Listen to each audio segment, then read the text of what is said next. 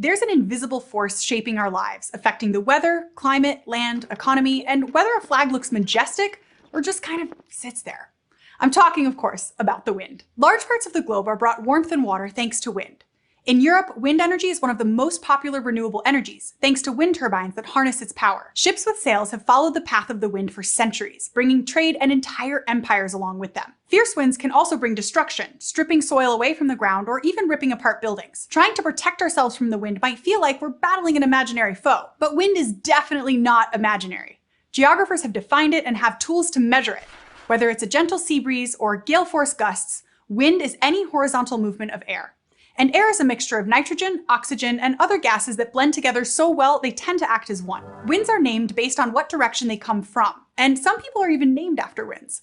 My name, Alizé, means the northeasterly trade winds in French, or les vents alizés, the Alizé winds. With a French sailor for a father who used to love sailing the warm northeasterly trade winds, it's no surprise where this came from. So let's get deeper into the science of where wind comes from. It'll be a whirlwind of an adventure. I'm Alizé Carrère, and this is Crash Course Geography.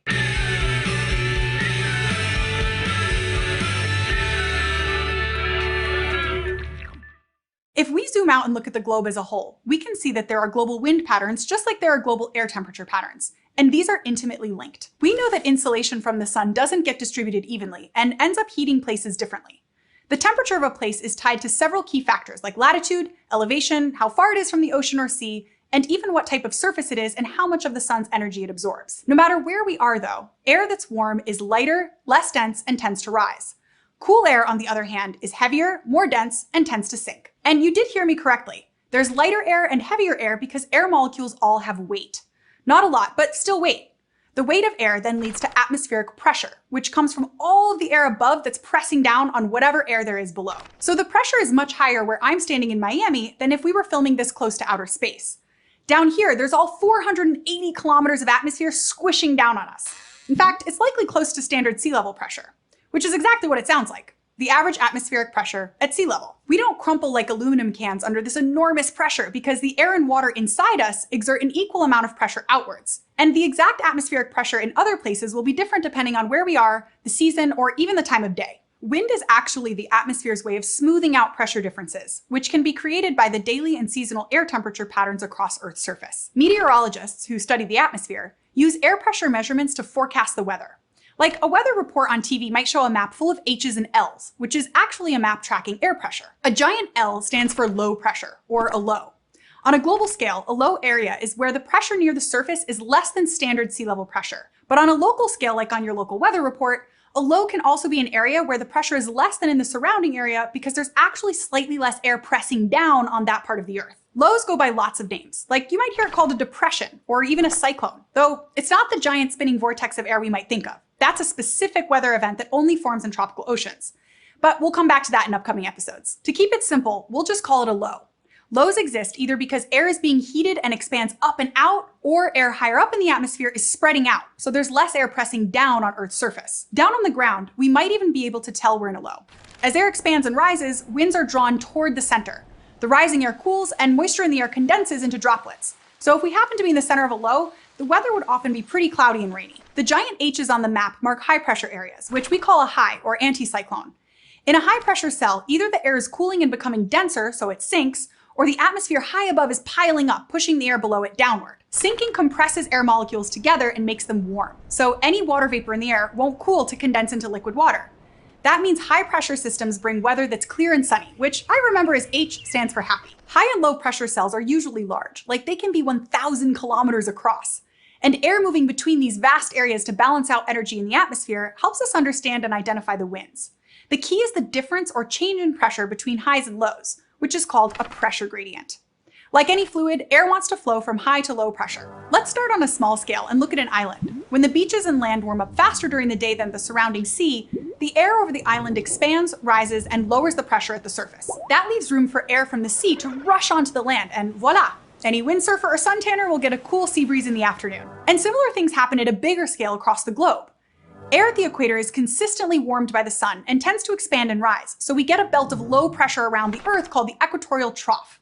And we'd expect the poles to experience high pressure because the air there is cold and sinking. But winds don't just blow north and south. This is because the Earth rotates. To see what really happens to these winds, let's imagine we're flying an airplane from the North Pole to the South Pole, with a layover in Ecuador on the equator. Let's go to the thought bubble. Hello, this is Captain Carrere speaking.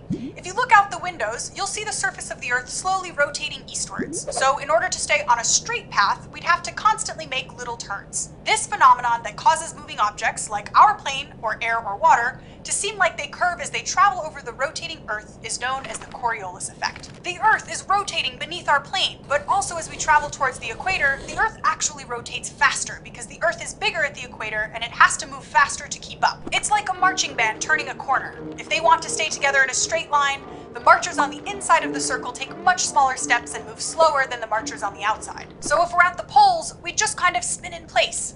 But as latitude decreases, our rotational speed increases until we get to the equator and the Earth's surface practically zooms by at 1,600 kilometers per hour, which is about twice as fast as our plane. Then as our plane gets closer and closer to Ecuador and the equator, our rotational momentum comes from the slow speeds at the North Pole, not the rapidly rotating equator, which means we end up getting deflected to the right into the Pacific Ocean and have to make little left turns to get to Ecuador. Something similar happens on our second flight toward the South Pole. But this time we started out rotating faster than our final destination. So as we make our final approach to the South Sandwich Islands, we'd get deflected left and end up east of where we want to be if we did correct. Please make sure your seatbelts are fastened and your tray tables are stowed as we prepare for landing. Thanks, Thought Bubble. In general, the Coriolis effect deflects objects to the right in the northern hemisphere and to the left in the southern hemisphere, which is how we get those wind spirals around the low and high pressure areas on our weather map, and why they're also called cyclones and anticyclones. The air wants to rush directly from the center of the high to the center of the low, but gets deflected. So in our model, the heated air at the equator first rises upward towards the tropopause, which is the boundary between the troposphere and the stratosphere, as it tries to move poleward high up in the atmosphere. Then, as it moves away from the equator, the Coriolis effect causes air traveling northwards to turn right, speeding faster east the further north it gets. The air is also cooling, and by the time it sinks back to the surface, it's only reached around 30 degrees latitude. So instead of one big circulation cycle, as proposed by George Hadley, an English lawyer and amateur meteorologist who first described it in 1735, we get a more complicated circulation system containing the Hadley cell. Hadley wanted to understand why surface winds that should have blown straight south towards the equator, along the pressure gradient from high pressure to low pressure, took a turn west.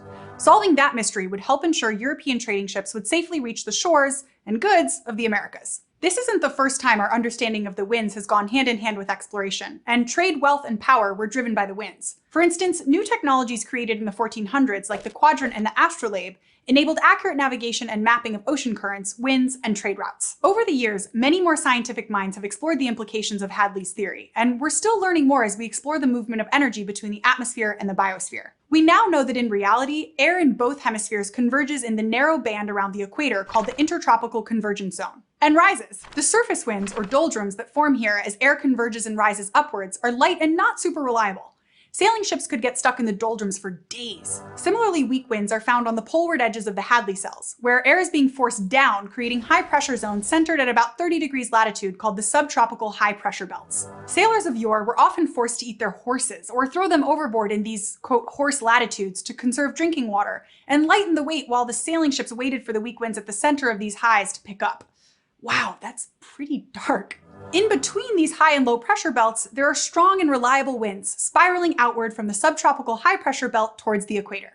These are the easterly trade winds. And they're my favorite winds, obviously. Many ships have depended on the trade winds, like early Spanish sailing ships as they sought God, glory, and gold in what we now call Central and South America. Of course, making the return trip was another matter. The ancient mariners of the Spanish galleons going home from the Americas plotted a course using the winds blowing poleward from the subtropical high pressure belt. These westerlies are strongly deflected to the right and blow from the southwest. These strong winds blow towards another low pressure belt called the subpolar lows, where they clash with the polar easterlies blowing from the frigid, very high pressure poles. In the southern hemisphere, they blow with greater strength as there's very little land in these latitudes to interrupt their flow. So altogether, on our idealized Earth, we've seen that there are actually 7 pressure belts: 2 polar highs, 2 subpolar lows, 2 subtropical highs, and 1 equatorial low. And winds flow between these belts of high and low pressure. On the real Earth, the belts are not so organized. They form cells of pressure, and we see more complex patterns of pressure and wind as the cells shift with the seasons and vary between land and water. So our idealized Earth is kind of like a wind and pressure map. It's a simplified model that helps us understand what's happening on the real Earth. Just like the atmosphere works like a cell membrane, the winds are like Earth's circulatory system.